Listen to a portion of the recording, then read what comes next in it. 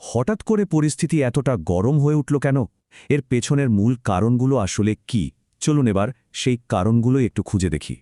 দেখুন, বিশ্লেষকরা মূলত ৩টা বড় কারণের কথা বলছেন।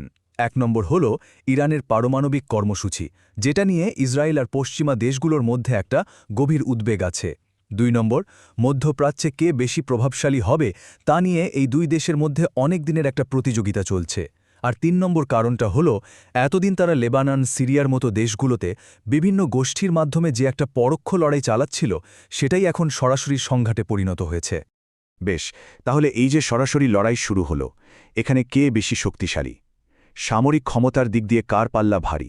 প্রশ্নটা কিন্তু বেশ জটিল, কারণ দুজনেরই এমন কিছু শক্তি আছে যা একে অপরের জন্য হুমকিস্বরূপ। যদি আমরা সামরিক শক্তির দিকে তাকাই তাহলে দেখব দুই পক্ষেরই আলাদা আলাদা সুবিধা আছে। যেমন ধরুন, ইসরায়েল আর তার মিত্রদের হাতে আছে একদম চৈচমাদান সামরিক প্রযুক্তি আর খুবই শক্তিশালী বিমান বাহিনী। আবার অন্যদিকে ইরানের সবচেয়ে বড় শক্তি হল তাদের বিশাল মিসাইলের ভাণ্ডার আর উন্নত ড্রোন প্রযুক্তি, যা দিয়ে তারা অনেক দূর থেকেও নিখুঁতভাবে হামলা